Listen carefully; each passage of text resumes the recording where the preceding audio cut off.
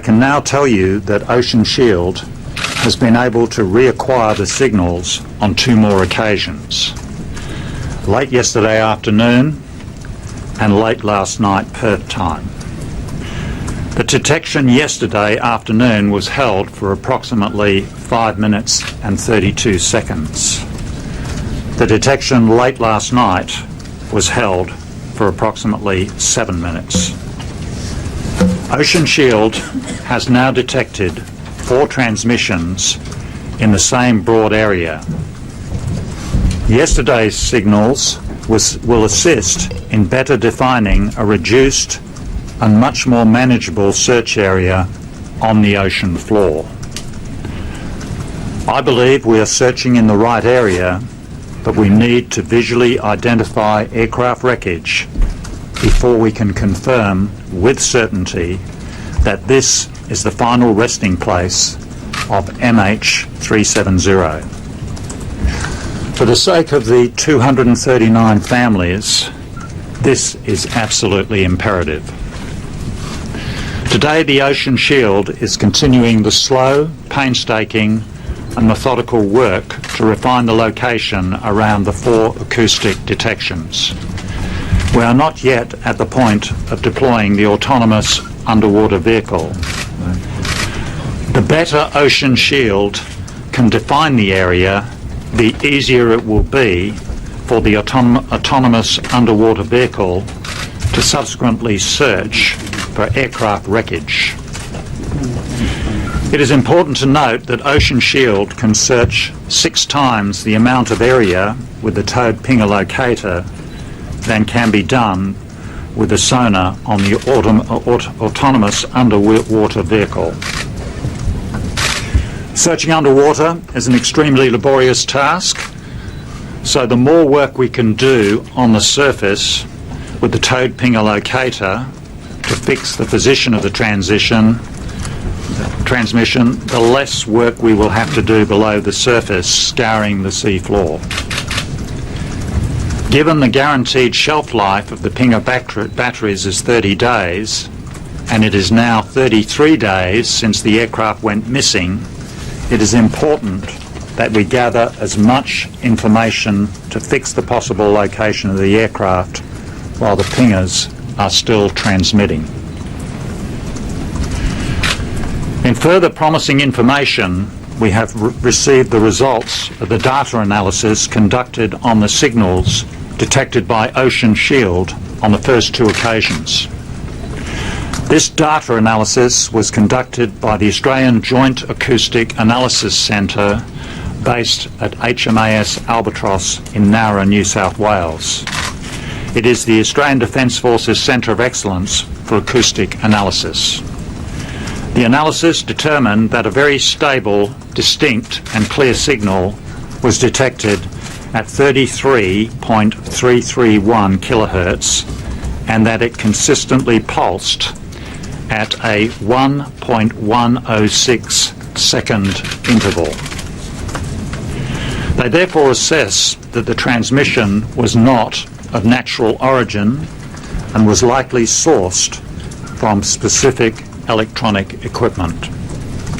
They believed the signals to be consistent with the specification and description of a flight data recorder. Up to 11 military aircraft, 4 civil aircraft and up to 14 ships will assist in today's search. A modified RAAF AP3C will coordinate with Ocean Shield in conducting a sonar buoy search in the same vicinity. Today, a weak front is moving in from the southeast and is expected to bring scattered showers. The planned search area is about 75,000 square kilometres. You may have noticed the size of the search area has significantly reduced over the last couple of days.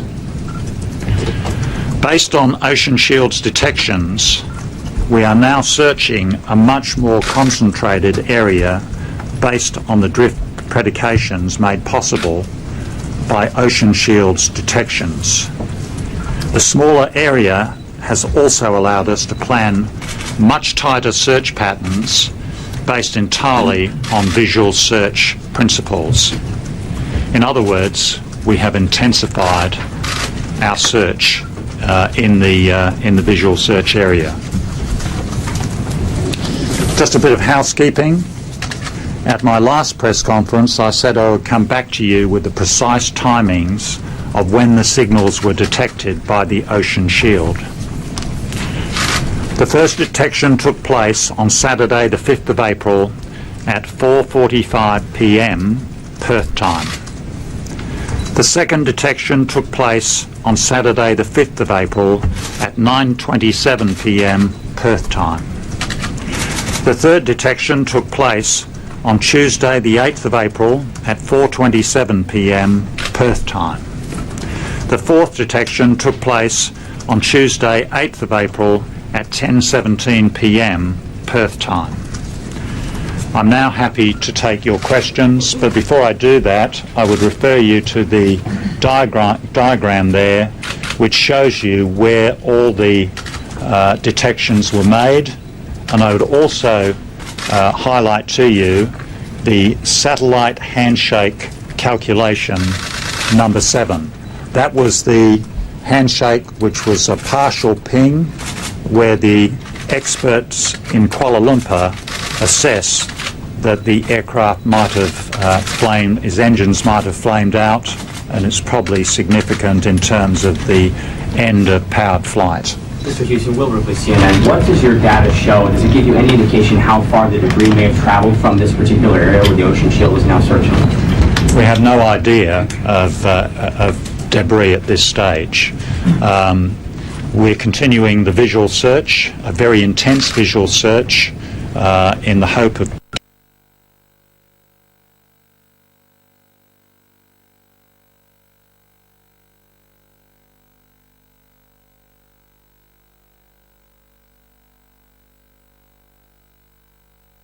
consistent with the amount of oceanic drift that has been at play during the period. Okay, so that's the first point.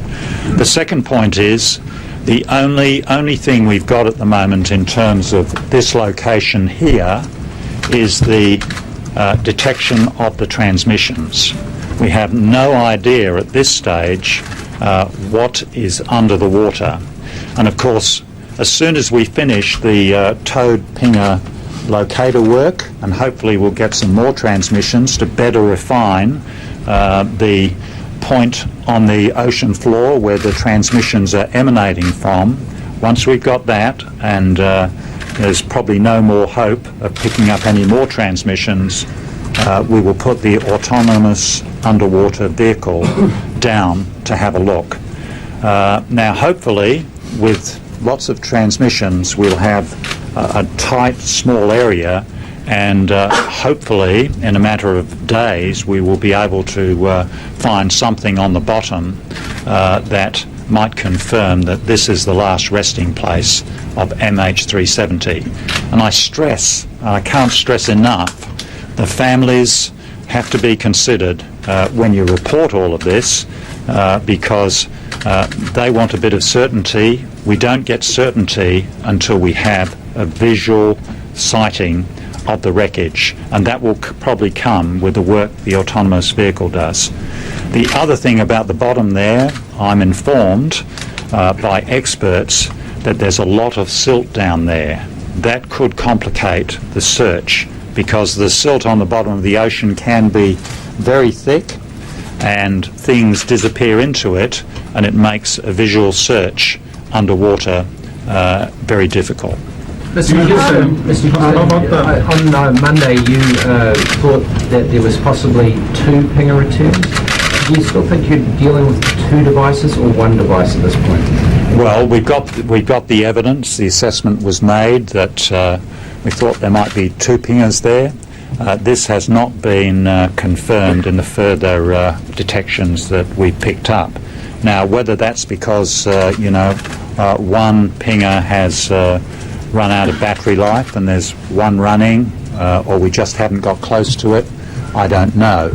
But the fact of the matter is we haven't had any further evidence of two pingers going off in the same area at the same time. But isn't it curious that two pingers, the frequency would drift to 33.3 on both of them? Well, I won't get into that because, basically the analysis on that I don't think has revealed anything unusual. I might ask Commodore Levy if he has any further information on that. No, we don't at this stage, sir. No. No, okay. Do you plan on moving more pinger locators into that area to cover more territory? Well, no, we don't, because, as I've said previously, one of the important things about this sort of search is the need for a completely noiseless environment. Ocean Shield is minimising all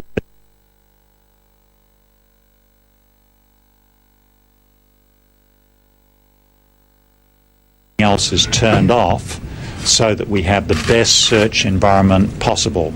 If you had other ships there, you'd end up with a very noisy environment and you wouldn't get the sort of search that we've got at the moment. I mean, we are looking at this stage for transmissions that are probably weaker than they would have been early on, because the batteries of both devices are past their use-by date, and they will very shortly fail. So I think we're very fortunate, in fact, to get some transmissions on day 33. Just one. Is it possible that you could release a section of that audio recording so we could hear it? We'll take a look at that. I don't see why not. Thank you.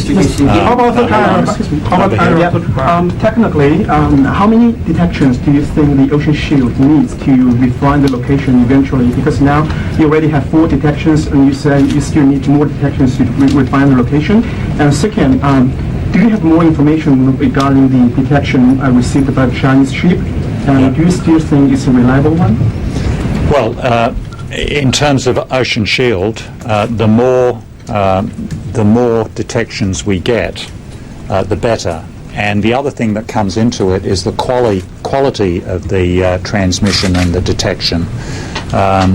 What we're after is the best return that we can get from the deep, and by triangulating all of this positional data, we will be able to come up with a much more sharply defined search area, a much smaller search area underwater.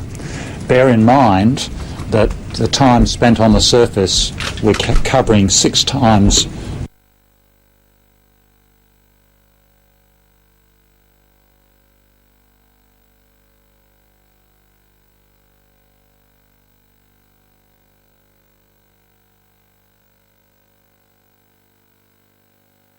we can define a very small. Saya ketika ini di Dumas House, West Perth di Australia, bagi sidang media secara langsung oleh pihak koordinasi agensi bersama JACC oleh ketua koordinatornya iaitu Angus Houston. Kami memohon maaf di atas masalah teknikal dalam memancarkan sidang media secara langsung sebentar tadi. Ketika ini yang boleh saya kongsikan terbaru yang diumumkan oleh pihak JACC adalah 2 isyarat terbaru, isyarat denyutan dikesan oleh kapal pertahanan ADV Ocean Shield milik Australia semalam, dan pada jam 4 lebih semalam pada sebelah petang, dan isyarat kedua dikesan kira-kira pukul 8.30 malam, dan itu menurut pihak JACC yang ketika ini sidang media masih lagi berlangsung di belakang bilik ini. Pihak media ketika ini sedang lagi mendapatkan kepastian daripada pihak JACC sama ada akan ada lebih alat pengesan ping, iaitu ping locator yang akan diletakkan kepada kapal Ocean Shield. Bagaimanapun Angus Houston mengesahkan buat masa ini tidak ada lagi tod pinger locator yang akan diletakkan, memadai dengan apa yang digunakan sekarang. Pada ketika ini tod pinger locator yang digunakan oleh Ocean Shield adalah milik Tentera Laut Amerika Syarikat, dan selain daripada 2 isyarat denyutan yang dikesan oleh kapal ADV Ocean Shield semalam, Angus Houston turut menekankan sekali lagi bahawa isyarat yang dikesan oleh pihak China dan juga Australia pada 3 hari lepas, ketika ini masih lagi mendapat pengesahan daripada pihak berkuasa sama ada ada kena-mengena dengan pesawat MH370. Jadi isyarat telah pun kami terima. Kita kembali ke sidang media Angus Houston di Dumas House Perth ini.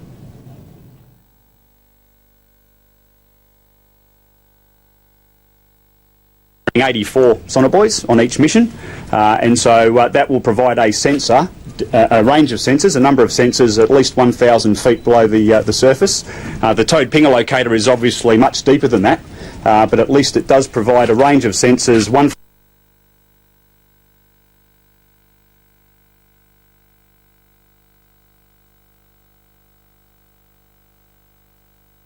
Houston mentioned this is the silt cover on the bottom, as well as potentially hiding the debris. Now that we have an analysis that shows there is silt down there, that's quite an absorbing material. So we are at risk of a lot of the sound energy being absorbed by the silt, rather than if, for instance, it was a rock seabed. A lot of that would be reflected back up to the surface or towards the surface. So the fact that there's silt there has also hindered, to a certain extent, the sound path propagation. Mr.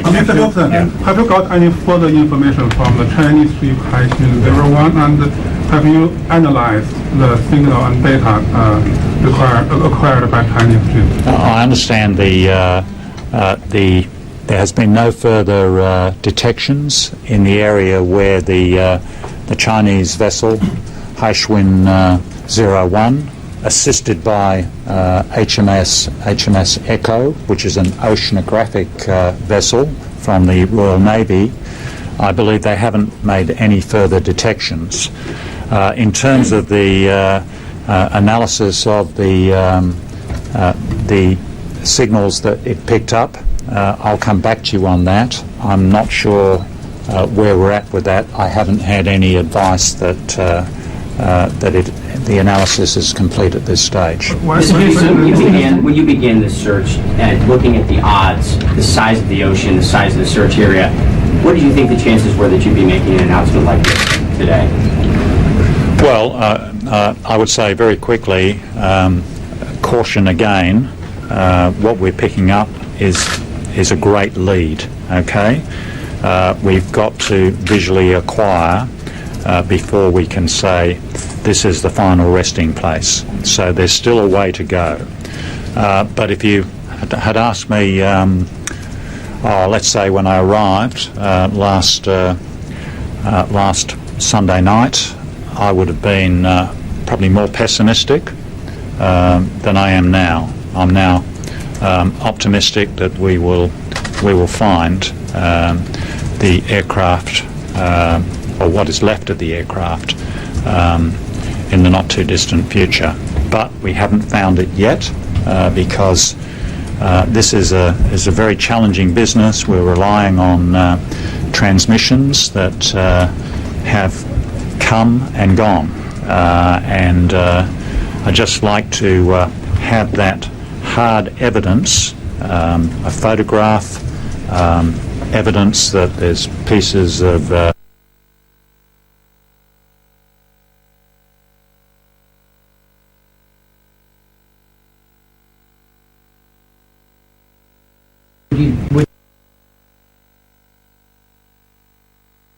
almost 25 kilometres, something like that. well, you can see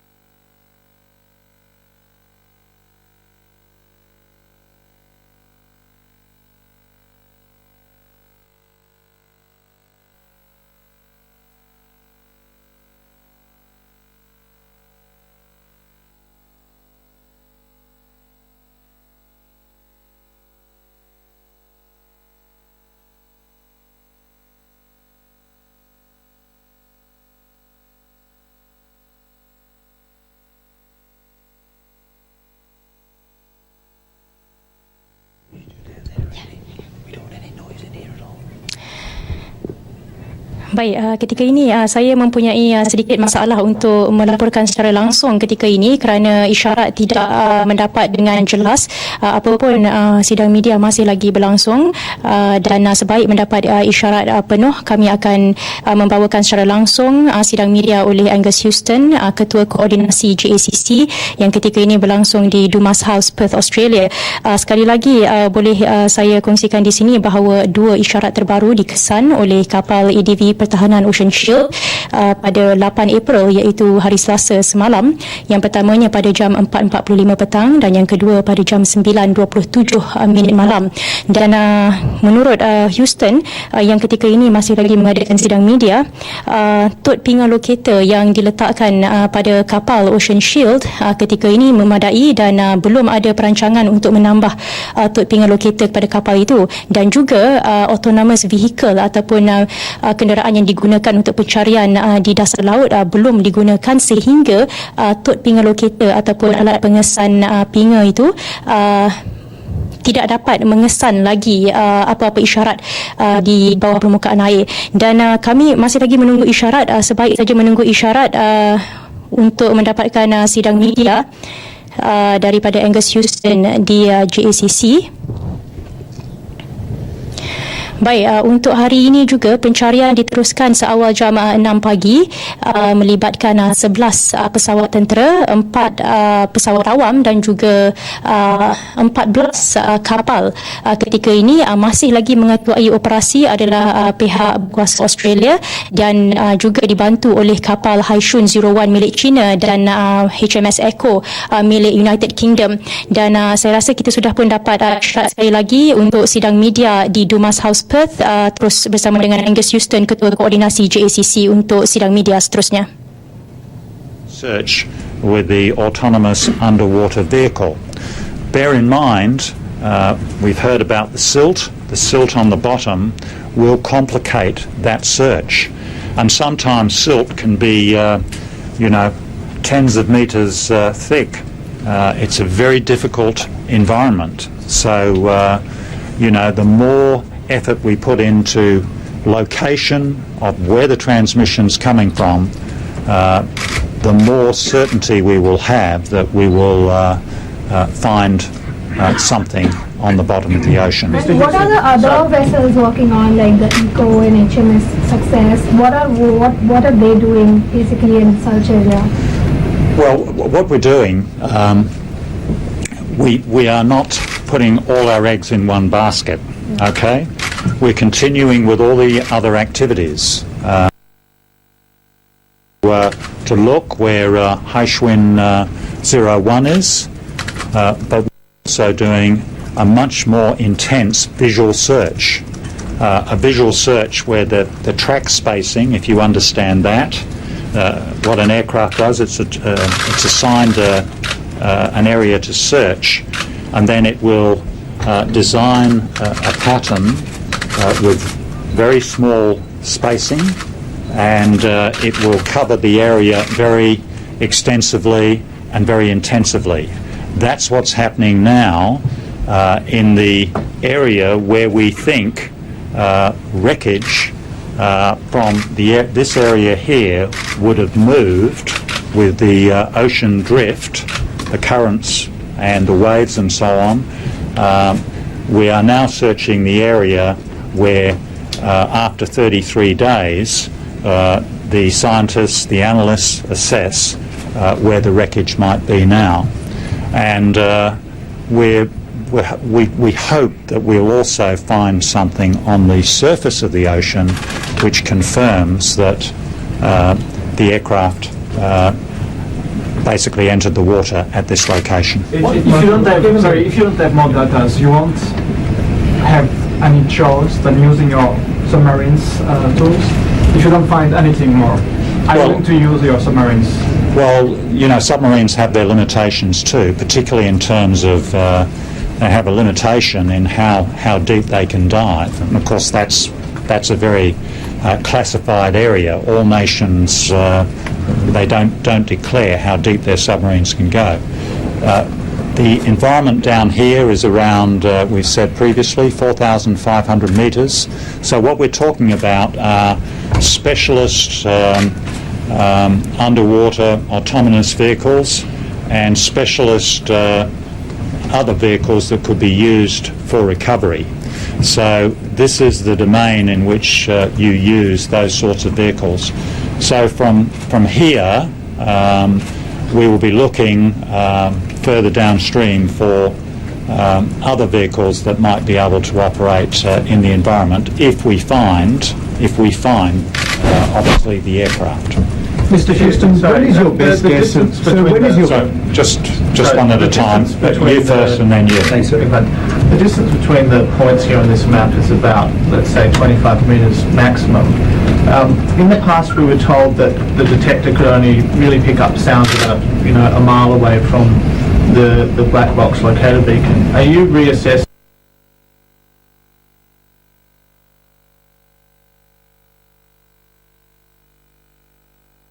the black box locator beacon? Are you reassessing the physics of how, these sounds travel underwater at this point, because you're detecting things which are much further apart than No, well, again, you heard the Commodore say the bottom is a silt bottom that absorbs sound, and funny things happen depending on temperature layers and so on and so forth. So the characteristics of the water, the characteristics of the ocean floor all come into play here. Now the other thing is that in terms of this area, the Ocean Shield went there on the 5th of April. It deployed the towed pinger locator, and it has been pulling that towed pinger locator since then. So that's 4 or 5 days. And it has searched that area continuously through that period of time.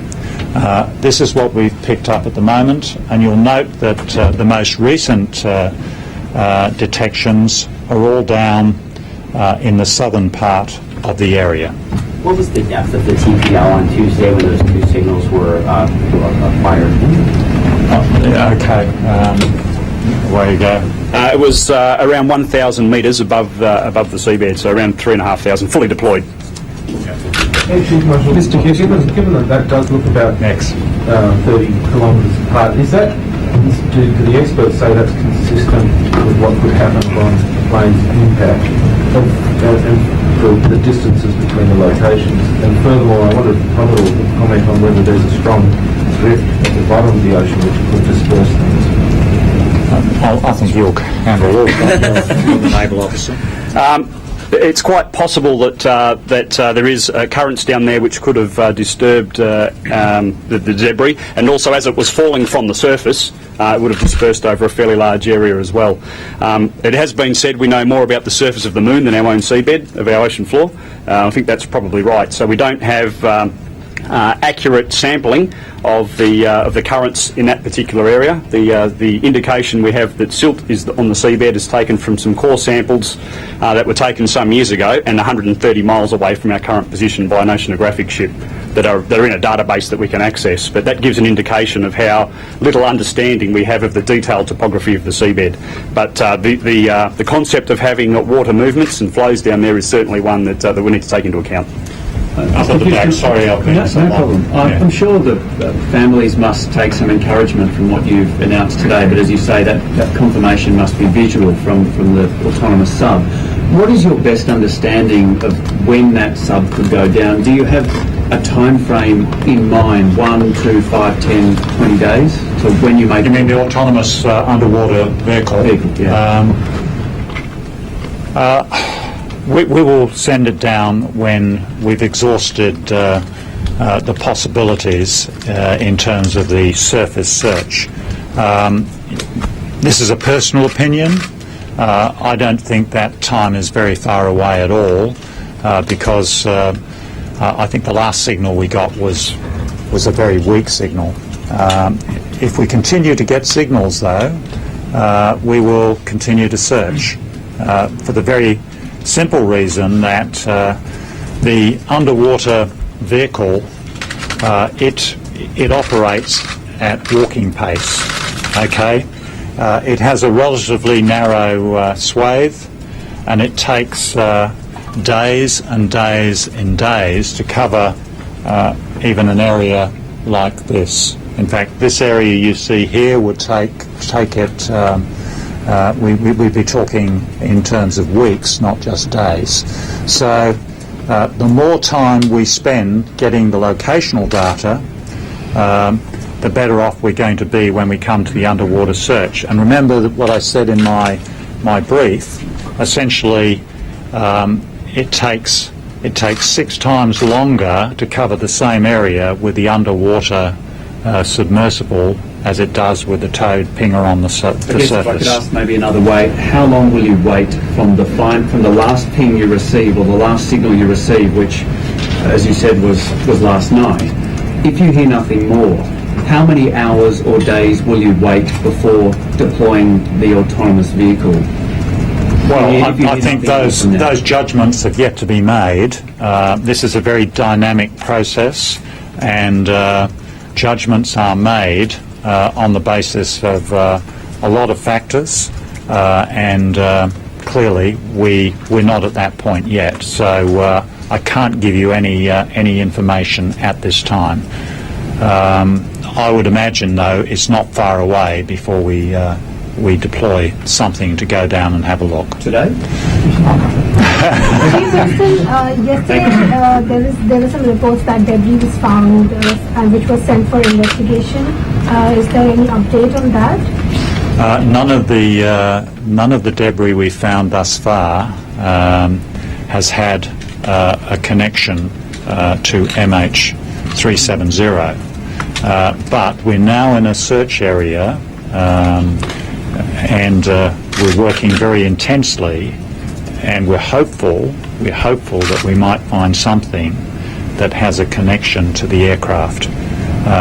So we'll just have to wait and see how that goes, and if we find anything of significance, we'll obviously let the media know. This more intense search area, have you already been over that before in a broader pattern? I think we've probably been over on a broader pattern, but we haven't done it the way we're doing it now. You might remember over the last week we've been covering areas of 220,000 kilometres, areas the size of Ireland or one of the largest provinces in China. We're now sending the same number of aircraft out to a search area which is much smaller. Consequently, we can do a much more intense, a much more thorough search, visual search. Before we were doing, if you like, an all-sensor type search using radar and eyes, but what we're focused on right now is a visual search, because we're on each side of the visual range. I think the track spacing is usually about 2 miles, 2 miles each side, and that's I think that's visual search 101. How big is the new search area exactly? Sorry. How big is it exactly right now, the new one? We are searching 75,000 square kilometres. We keep going from nautical miles to kilometres. Yeah. Given the debris that was spotted previously had nothing to do, you believe, with MH370, is there any chance that the frequencies actually have nothing to do with the transmission devices that you're looking for? You've said they match up, the frequencies do, and you don't believe them to be anything natural, but are there any other possibilities being spoken about that they could be something unrelated? Well, we think, we've had the analysis done. It's nothing natural. It comes from a man-made device, and it's consistent with the locator on a black box. So that's why we are more confident than we were before. But we've got to lay eyes on it. Okay. 90%. One more question, and then. Are you considering how to arrange the family members if they come to Perth? As we know, there's not enough accommodation for so many people come here at one time. We are working, that's one of my roles, to coordinate that. This week is very busy in Perth because there's a big conference. That is true right now, but we have thousands of people here at the moment, thousands of visitors. From the end of this week, we will have adequate accommodation to cater for the families, and we will be keeping a very close eye on that. We are working very closely with the Chinese ambassador and his staff, the Malaysian High Commissioner and his staff, Malaysian Airlines and the West Australian Government, the City of Perth and the City of Fremantle to ensure that we can do everything possible to ensure that the families are looked after and taken care of when they come to Australia. We want them to, we know it's a very sad time for them, but when they come, they will be looked after. And we are very focused on that. And I must say the West Australian Government, the Federal Government are both see this as a very, very high priority. Thank you very much. Thank you, sir. Thank you. That was the press conference given.